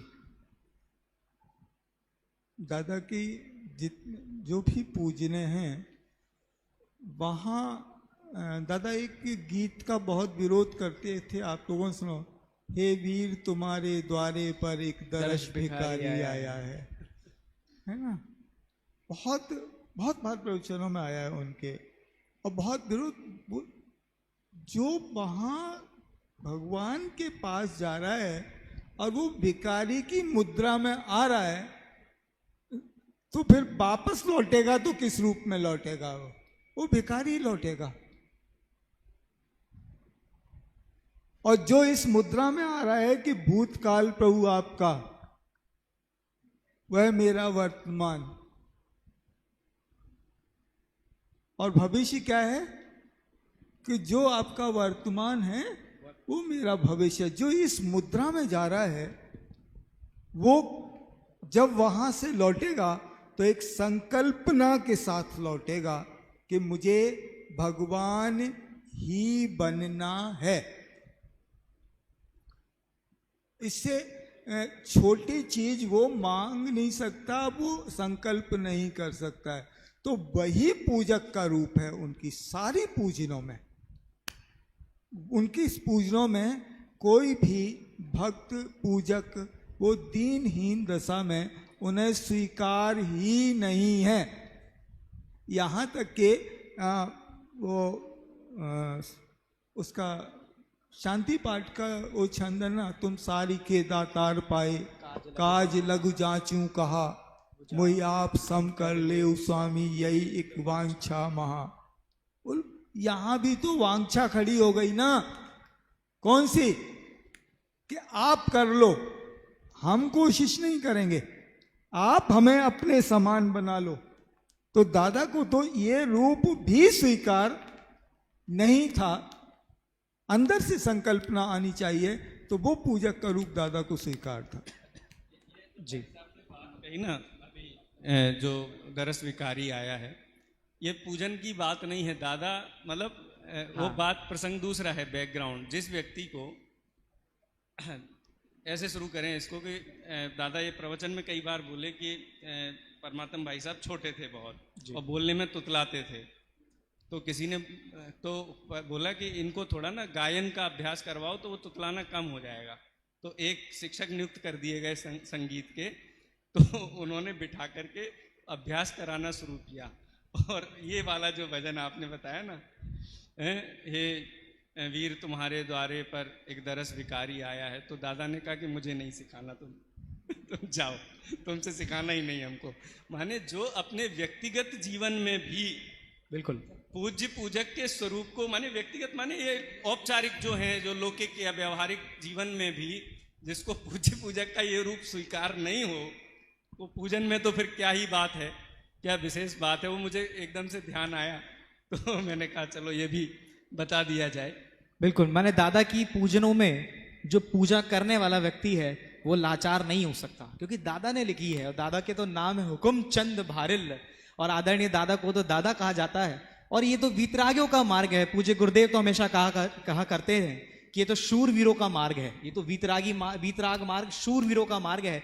यहाँ लाचारपना नहीं चलेगा, यहाँ भिखारीपना नहीं चलेगा। मंदिर में भगवान के समक्ष जो व्यक्ति पूजन करने आया है वे ये बात जान ले कि वो भी एक दिन भगवान बन सकता है। माने बहुत, हम तो जब छोटे थे हमने जो वो नारे लगाने शुरू किए थे बचपन में ही, तो बाल बोध पाठमाला के तो पहले पेज पे लिखा है भक्त नहीं भगवान बनेंगे। तो ये बात तो आदरणीय दादा 4-4, 5-5 साल के बच्चों को उनके माइंड में भरने के लिए तभी से डाल देना चाहते थे, जैसा कि आपने कहा कि व्यक्तिगत जीवन में भी। यदि और कोई पक्ष इसमें है तो प्लीज, अन्यथा हम आगे बढ़ते हैं। पक्ष तो बहुत है, लेकिन मैं समय की मर्यादा है, मैं ज़्यादा विषय न लेते हुए आप लोगों के सामने थोड़ा सा डेमो देता हूँ। अभी आप काव्य की चर्चा, पूजन साहित्य की चर्चा गद्य शैली में सुनते चले आ रहे हैं, और काव्य का क्या प्रभाव होता है पूजक के स्वरूप के साथ मैं आप लोगों के साथ चलना चाहता हूँ। आप लोगों को कुछ पंक्तियाँ याद होंगी। मैं समझ रहा था अब तक प्रभु भोजन से जीवन चलता है, भोजन बिन नरकों में जीवन भर पेट मनुज क्यों, तुम भोजन बिन अक्षय सुखमय यह समझ त्यागने आया हूं, होकर निराश सब जग भर से अब सिद्ध शरण में आया हूं। समझ में आ रही है पंक्ति? और पंक्तियां हैं इसी में। शुभ कर्मों का फल विषय भोग, भोगों में मानस रमा रहा। तो आप लोग बोल रहे हैं, मैं तो केवल आपको ये बता रहा हूं कि पद्य साहित्य की, पूजन साहित्य की उपयोगिता कहां तक है, और उसके साथ साथ दादा ने पूजक का क्या स्वरूप लिखा है। क्योंकि और पूर्ववर्ती पूजन जितनी है उनमें तो बहुत कुछ डिमांड की गई है, भगवान को देने वाला माना गया, और पूजन में जो पूजा करने वाला है उसने बहुत सारी सांसारिक सुखों की याचनाएं की हैं। दादा ने तो बहुत कुछ इसमें लिखा है, और जो उन्होंने सोचा विचारा, जो उन्होंने पूजक का स्वरूप कहा वो ही उन्होंने लिखा है। शुभ कर्मों का फल विषय भोग, भोगों में मानस रमा रहा, नित नई लालसाएं जागी, तन्मय हो उनमें समा रहा, रागादि विभाव किए जितने आकुलता उनका फल पाया, होकर निराश सब जग भर से अब सिद्ध शरण में मैं आया। तुम भक्तों को कछु तुम पर के करता नहीं नाथ, ज्ञाता हो सबके एक साथ, तुम भक्तों को कछु नहीं देत, तुम भक्तों को कछु नहीं देत, तुम भक्तों को कछु नहीं देत, यह मैंने तेरी सुनी आन, जो लेवे तुमको बस पिछान, वह पाता है कैवल्य ज्ञान, होता परिपूर्ण कला निधान, विपदामय पर पद है निकाम, निज पद ही है आनंद धाम, मेरे मन में बस यही चाह, निज पद को पाऊं हे जिनाह। ये दादा के में पूजक का स्वरूप है। बहुत सुंदर जी। इसी में मैं कुछ बहुत छोटी छोटी बातें जोड़ना चाह रहा हूँ। दादा ने पूजक का कैसा स्वरूप बताया है, इसके स्थान पे हम इसको ऐसे समझे, दादा ने पूजक कैसा चाहा है, वे अपने को किस पूजक के रूप में देखते हैं, हम कैसा होना चाहिए। जो दादा की पूजन कर रहा है, लिखी हुई दादा की पूजन है, वो पूजक विचारशील होना चाहिए। सर्वत्र हर छंद में दादा ने विचारशील होने की प्रेरणा दी है। आप पढ़ते जाइए और अर्घ चढ़ाते जाइए, ऐसे काम नहीं चलेगा। आपको हर बार सोचना पड़ेगा। ज्यों ज्यों प्रभुवर जल पान किया, त्यों त्यों तृष्णा की आग जली। बोलने से काम नहीं चलेगा, सोचना तो पड़ेगा आपको। तो विचारशील होने की बात हर छंद में दादा की पूजनों में दिखाई देती है। एक जो इसमें अच्छी बात और दिखती है, दादा ने पूजक को चाहा है लक्ष्य केंद्रित, टारगेटेड होना चाहिए। जो भी एक पंक्ति भाई साहब ने बोली, निज पद को पाऊं हे जिनाह, टारगेट सेट है उसका। चाहे वह महावीर पूजन में देखो, चाहे देवशास गुरु में, चाहे सिमंदर पूजन में, सर्वत्र ये भी वो जानता है कि मैं दुखी हूं। यह धूम घूम गरी खा खा कर उड़ रहा गगन की गलियों, जानता है। तो दुख को जानता भी है, सुखी होना भी चाहता है। इसलिए 7 तत्व की भूलों की चर्चा भी है, सर्वत्र विरोधाभास के प्रयोग भी किए गए। लेकिन उसके बीच में भी लक्ष्य से भटके बिना जिनेंद्र भगवान की आराधना कैसी होनी चाहिए, ये एक पूजक के स्वरूप को उन्होंने, आदर्श पूजक कैसा होना चाहिए, ये उन्होंने अपनी पूजाओं में प्रस्तुत किया है। बिल्कुल, ये एक आदर्श पूजक से एक बात ध्यान में आ रही है कि बहुत समय पहले ही आदरणीय दादा ने, जब हम तो विद्यार्थी जीवन में पढ़ रहे थे, तब दादा ने विनय पाठ माने पूरी पूजा पीठिका भी लिखी कि यहाँ भी किसी भी प्रकार से कोई गुंजाइश ना रह जाए किसी भी भूल होने की। पूरी पूजा पीठिका, शांति पाठ इत्यादि पूरा विधान, जब 24 तीर्थंकर विधान दादा ने लिखा, पूरी पीठिका, और उस पीठिका का पूरा अर्थ समझाया था उस दिन विधान में। तो वास्तव में सच है ये बात कि आदरणीय दादा एक पूजक को आदर्श पने में प्रस्तुत करना चाहते थे कि वास्तविक पूजक कैसा होना चाहिए। जैसा कि भाई साहब ने कहा, विवेकवान और विवेकशील होना चाहिए। मैं इसमें और जोड़ देता हूं कि पूजक को न्यायवान भी होना चाहिए, न्याय ज्ञाता भी होना चाहिए, न्याय का ज्ञाता भी होना चाहिए। आलोक ज्ञान का कारण है, इंद्रिय से ज्ञान उपजता है। ये पूजन में कौन लिखता है ये बात?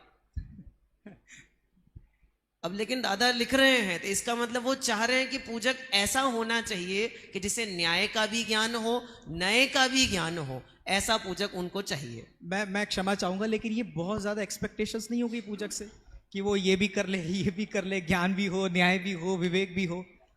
ये ज्यादा एक्सपेक्टेशन तो नहीं है? ये बहुत थोड़ी सी एक्सपेक्टेशन है। इसलिए कि आज हमने सुना है कि कभी पूरे भारत में जैन धर्म प्रवाहित था।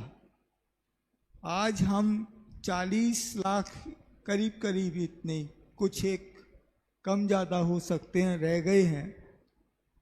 और ये 40 लाख इसलिए हैं, दादा के ही शब्द बोल रहा हूं मैं, मेरे शब्द नहीं है, कि हमारी पिछली 200 पीढ़ियों ने वो सब कुछ धर्म का सुरक्षित रखा था, इसलिए ये 40 लाख है।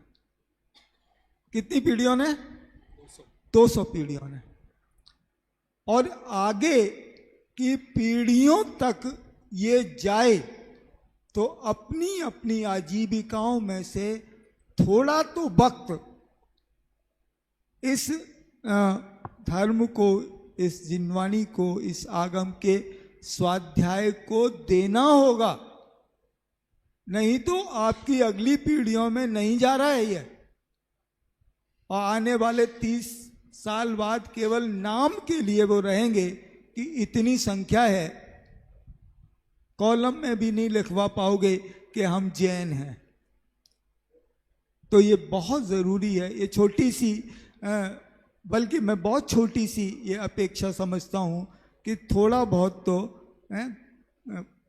न्याय व्याकरण का ज्ञान भी होना चाहिए। लिखा है ना टोलमल जी ने? हाँ जी। कल सुबह गुरुदेव के प्रवचन में भी आया था कि निक्षेप वास्तव में सिर्फ सम्यक दृष्टि ज्ञानी के ही होते हैं। इसलिए पूजा जो वास्तव में होती है वो ज्ञानियों की होती है। तो ज्ञानियों से फिर ये एक्सपेक्टेशन ज़्यादा कैसे हो गई? बिल्कुल बिल्कुल सही है आपका उत्तर एकदम। और वास्तव में इसका उपाय दादा ने खुद दिया है। बालबोध पाठमालाएं, बीतरा विज्ञान पाठमालाएं पढ़ा कर आदरणीय दादा बच्चों को विद्वान बना रहे हैं और उन विद्वानों से कह रहे हैं कि विद्वानों वाली पूजने करें। तो ये जो पूरी परंपरा है, ये समझ के चलिए कि इसी माने आदरणीय दादा के कारण ही आज पाठशालाएं, स्वाध्याय सभाओं में इतनी भीड़ होती है और पूजनों में कोई बहुत कम लोग रह गए हैं, पूजन विधानों में उनको रस खत्म हो गया है। लेकिन वास्तव में यहाँ परिपक्व होकर अगर वहां जाएंगे तो भगवान की भक्ति पूजा करने का विशेष आनंद हमें प्राप्त होगा। इसलिए इस स्वाध्याय को दादा ने पूजा साहित्य में भी भरा, यही मैं समझता हूँ जी। मतलब दादा ने पूजक को अभी लेवल अप कर दिया है। बिल्कुल, लेवल अप, यस बिल्कुल। चलिए, हाँ हाँ, दादा ने पूजक पैदा करने के लिए भी किसी के भरोसे नहीं रहे, वो उन्हें काम ही करेंगे। देखो, जितनी भी पूजाएं उपलब्ध हैं उनमें सबसे ज्यादा पूजा अगर कोई पढ़ी जाती है वो दादा की है चारों, बाकी तो की जाती हैं। उन्होंने वीतराग विज्ञान में और तत्वज्ञान पाठमाला में ये चारों पूजाएं एज ए टेक्स्ट शामिल कर दिया। आप समझ लीजिए, जो पूजा एज ए टेक्स्ट शामिल की जा सकती है उसका दार्शनिक स्तर अद्भुत होगा। तो उन्होंने कहा हम पढ़ा करके हम उस लेवल पे ले आएंगे। ये चारों पूजाएं हम पढ़ाएंगे, एक एक पंक्ति का अर्थ समझाएंगे। अब तुम जाओ भगवान के सामने और न्याय व्याकरण के साथ में स्तुति भक्ति करो। ये अद्भुत, ये दादा ही कर सकते हैं। दादा ही कर सकते हैं। और आदरणीय दादा वास्तव में आचार्य समंत भद्र को भी अपना गुरु मानते थे, जिन्होंने भगवान से प्रश्न किए कि हम आपकी पूजा क्यों करें? क्या इसलिए करें कि आप आकाश में गमन करते हैं? क्या इसलिए करें कि आपके पास इतना वैभव है? कि नहीं, आपका वास्तविक वैभव तो आपका अनंत चतुष्टय है। और इसीलिए आदरणीय दादा ने पूजक के स्वरूप में बातें रखी होंगी। मैं थोड़ा सा ट्रैक चेंज करना चाहता हूं। मेरी एक बहुत फेवरेट पंक्ति है, क्योंकि अब हम फेवरेट पंक्तियों पे आ रहे हैं। मेरी एक फेवरेट पंक्ति है, दादा लिखते हैं कि जिनको तुम त्यागे तुच्छ जान, वे उन्हें मानते हैं महान। मैं जानना चाहूंगा कि इस पंक्ति का एक विशेष भाव जो आदरणीय दादा जब लिख रहे थे, उस समय की प्रासंगिकता तो मैं समझ पा रहा हूं, लेकिन वास्तव में इसका एक आंतरिक भाव क्या हो सकता है कि इतनी बड़ी बात कि जिनको तुम त्यागे तुच्छ जान, वे उन्हें मानते हैं महान। तो इतना तुम समझ रहे कि उसमें वे शब्द का अर्थ हम ही हैं, हम सामान्य जीव, सामान्य मनुष्य। तो इसका एक आंतरिक भाव क्या होगा, या इसका एक मूल स्रोत क्या हो सकता है?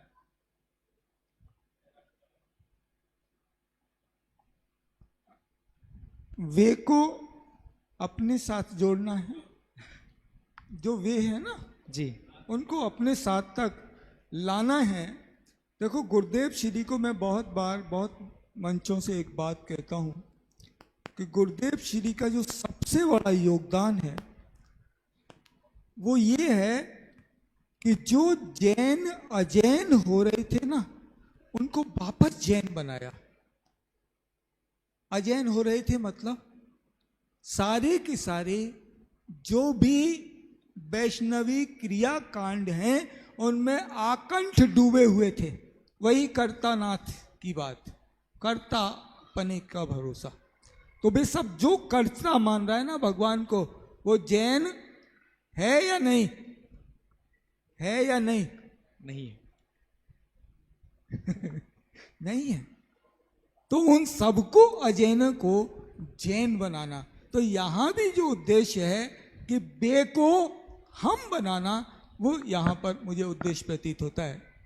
जी बिल्कुल, जिनको तुम त्यागे कुछ। हाँ दीदी कुछ कह रहे हैं। यस, ये जो हमारा पूजक है ये अभी फ्रेशली बेक्ड ज्ञानी है, राइट? बिकॉज ये बता रहा है कि अभी तक मैं अज्ञानी था, अब मैं ज्ञानी हो चुका हूं, मैं साधक की श्रेणी में आ चुका हूं। अब ये जीव बीच में खड़ा है ना, यहाँ भगवान है, यहाँ पे बाकी के सारे मूल में भूल वाले मिथ्या दृष्टि संसारी है। तो अब वो ये बोल रहा है कि जिन विषय भोगों को, जिसमें शुभ भी आ गया, पंचेंद्रिय के विषय भी आ गए, जो कुछ भी धर्म के नाम पे आप समझते हो धर्म है पर नहीं है, वो सब आ गया, सातों तत्व संबंधी भूल। तो वो कहते हैं तुमने ये सब तो छोड़ दिया, तुच्छ समझकर काक बीट सब गिनत हैं सम्यक दृष्टि लोग। तो बोले लेकिन ये अभी तक उसी के पीछे पड़े हुए हैं, पूरे जीवन को पैसा कमाने में, भोग भोगने में, स्वास्थ्य को अच्छा रखूं, परिवार को बढ़ाऊं, ये वहीं लगे हुए हैं। तो बेसिकली वो इस बात को एक्नॉलेज कर रहा है कि I am out of it, I am on your side now, and ये लोग अभी भी वहीं पड़े हुए हैं। तो you better realise it fast if you want to come here. बिल्कुल। जी, की बात हो और एक प्रश्न के उत्तर में बहुत सारी विचार ना चलने लग जाएं तो कैसे शिष्य हम दादा के? फिर मतलब कोई भी प्रश्न आता है ना, उसके इतने डायमेंशंस दिमाग में घूमने लगते हैं। ये दादा की पूजने को जब मैंने देखता हूँ तो ईको है वो। एक्चुअली ईको किसका है? जो मूल सूत्र हैं आचार्यों के, उसका ईको है, एक वो ईको है। दूसरा, समाज में जो कुरीतियां चल रही हैं उनको भी वो आंख बंद करके, वो नहीं, पलायनवादी वो नहीं है, वो कहते हैं आई एम आफ्टर एवरीथिंग, मैं सब कुछ देख रहा हूँ और कुछ भी, एक को भी छोड़ूंगा नहीं मैं। तो वो भी ईको वहाँ होता है। ये जो आपने पंक्ति कही, ये वैराग्य भावना की जो है, उसका मुझे प्रतिध्वनि लगता है। यदि संसार विषय सुख हो तो तीर्थंकर क्यों त्यागे, काहे को शिव साधन करते संयम सो अनुराग। और भी मूल गाथाओं में प्रतिध्वनियां मिल सकती है। मैंने देखो, ये सबसे बड़ी खूबसूरती जैन दर्शन की क्या है, यहाँ कुछ भी नया नहीं है। अनादि निधन परंपरा में अनेक तीर्थंकरों के द्वारा उसी सत्य का उद्घाटन किया गया है। पूज्य गुरुदेव श्री ने वो सत्य की जो चमक थी वो कहीं कहीं छिप रही थी, उन्होंने फिर सबके सामने ला करके खड़ा कर दिया। और दादा ने उन सभी को इतना सूत्रबद्ध कर दिया। दादा पिछले 3-4 शिविरों में मैं कंटिन्यू, मतलब 3-4 साल से मैं कंटिन्यू जयपुर जा रहा हूँ, 4-5 साल से शिविरों में।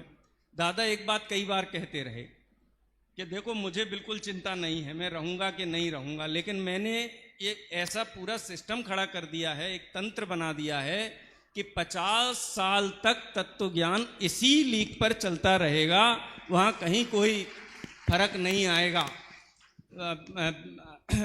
जो हमारे शिविर के आमंत्रक हैं, मुख्य भावना जिनकी थी सुरेश भाई, उन्होंने भी उस दिन वो बात कही यहाँ से मंच से कि हमने बाल बोध पढ़ा, हमारे बच्चों ने बाल बोध पढ़ा, हमारे नाती पोते भी बाल बोध पढ़ रहे हैं, और ये बाल बोध 50 साल तक ऐसे ही चलता रहेगा सुरेश भाई, ये रुकने वाला नहीं है। तो ये ईको है, सत्य का ईको है। यहाँ सत्य वही है, उसके उद्घाटन और स्वरूप अलग अलग रूप से सामने आते हैं। एक बहुत बढ़िया शेर है भाई साहब, इस पे मुझे बहुत अच्छा लगता है और जैन दर्शन पे घटित होता है। अंदाजे बयां ही बदल देता है बात को अंदाजे बयां ही बदल देता है बात को, वरना इस दुनिया में कोई नई बात नहीं। लेकिन दादा का जो अंदाजे बयां है वो इतना बड़ा फुटप्रिंट है कि अभी जब तक देवांगज मुनि होंगे तब तक ये चलता रहेगा।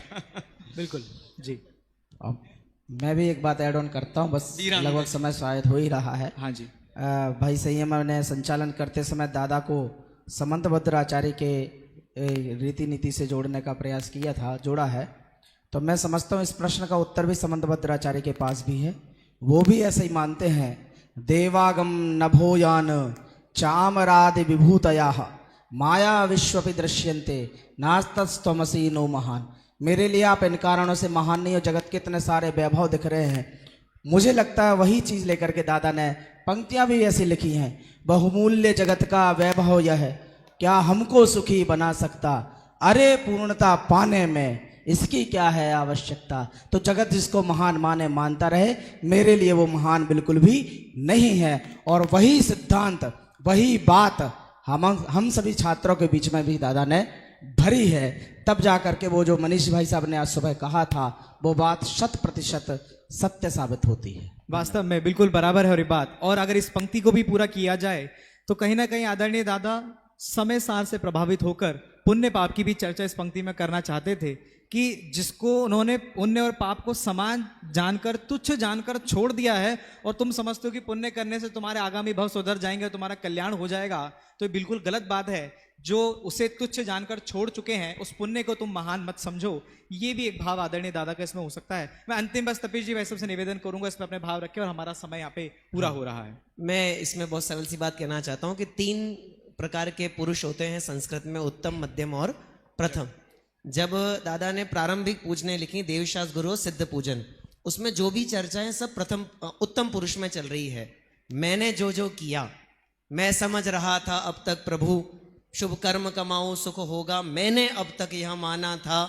लेकिन जैसे वो महावीर पूजन पे पहुंचे तो आपने जो पंक्ति बोली वो 3rd पर्सन में चली गई। क्यों चली गई?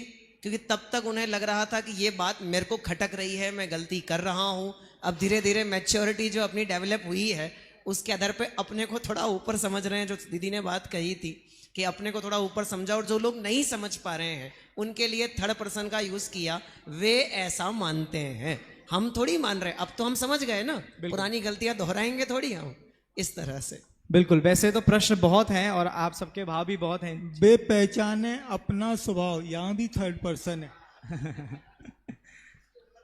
हमारे प्रश्न बहुत हैं, हमें न्याय और अलंकार पे भी चर्चा करनी थी। आदरणीय गणतंत्र जी भाई साहब तो उसके विशेषज्ञ हैं कि दादा के साहित्य में अलंकार और काव्य की जितने भी विधाएं हैं वो कैसे यहाँ सही बैठती हैं। वास्तव में आदरणीय दादा ने साहित्य के हर एक पक्ष पे काम किया और उस पक्ष को हमारे लिए लिखा है, तो ये हमारा हमारा नैतिक कर्तव्य है कि हम उसका अध्ययन करें, स्वाध्याय करें, लोगों तक प्रसारित करें। और इस आत्मकथा के माध्यम से हमने जो आज इस 1-1.5 घंटे में आदरणीय दादा की पूजन साहित्य पे परिचर्चा की है, मैं समझता हूं कल जब आप सुबह चैतन्य धाम की धरा पर ऊपर जिन मंदिर में पूजन करेंगे और इन पूजनों की पंक्ति को पढ़ेंगे तो शायद अब आपको लगेगा कि इस पूजन की पंक्तियों में कितना मर्म था। तो मैं इसी बात के साथ सभी विद्वानों का यहाँ स्वागत करता हूँ, अभिनंदन करता हूँ, धन्यवाद ज्ञापित करता हूँ कि आपने अपना समय दिया और इस पूजन साहित्य में कितना मर्म छिपा है वो हम सभी के सामने उद्घाटित किया। और वैसे समय हो गया है लेकिन एक बस आप गा दीजिए अपनी अपनी फेवरेट लाइन तो अब चलेगा। जो भी। इस अर्घ का क्या मूल्य है बहुत सुंदर। अनर्घ पद के सामने, उस परम पद को पा लिया है पतित पावन आपने। बहुत बढ़िया जी। मैं शुद्ध बुद्ध अविरुद्ध एक पर परिणति से अप्रभावी हूँ, आत्मानुभूति से प्राप्त तत्व मैं ज्ञानानंद स्वभावी हूँ। भाई साहब सोनू जी। जो पंक्ति सभी समाज चाहे जैन हो मतलब मुमुक्षु हो या अन्य पक्ष हो सब ये बोलते हैं, भूतकाल प्रभु आपका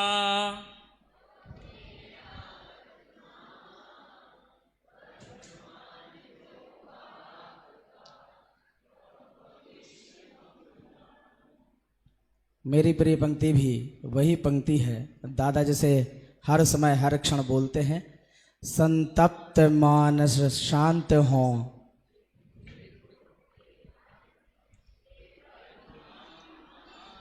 विचरे हमारे ध्यान में।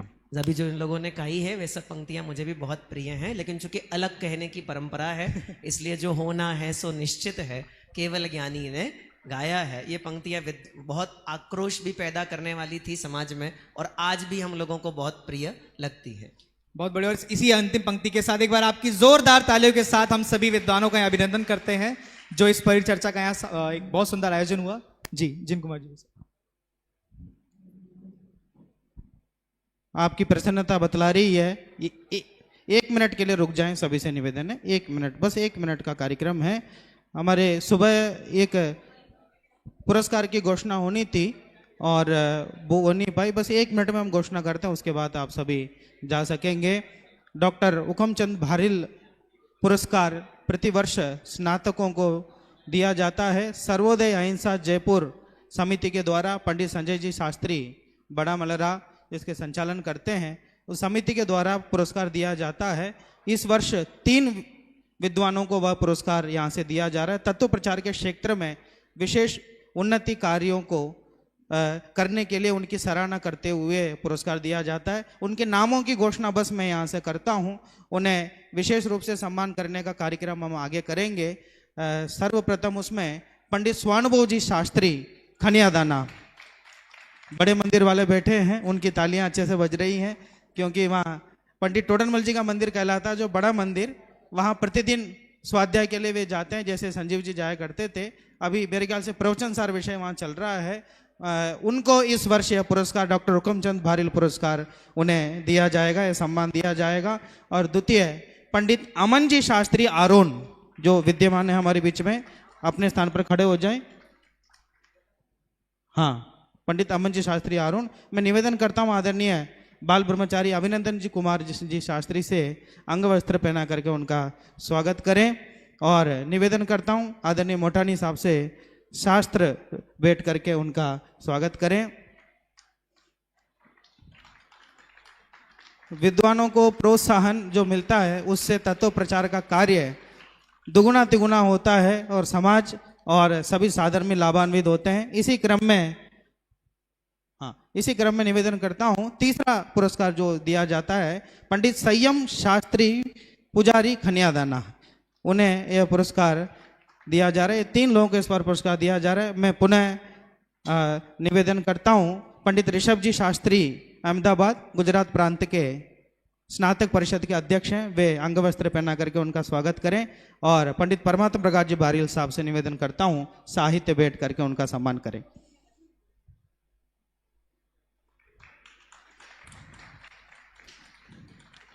तीनों ही विद्वानों को हार्दिक हार्दिक शुभकामनाएं। सर्वोदय अहिंसा समिति को भी हार्दिक आभार। इस तरह की गतिविधियों के माध्यम से प्रोत्साहन का कार्य निरंतर करते रहते हैं। अब प्रशिक्षण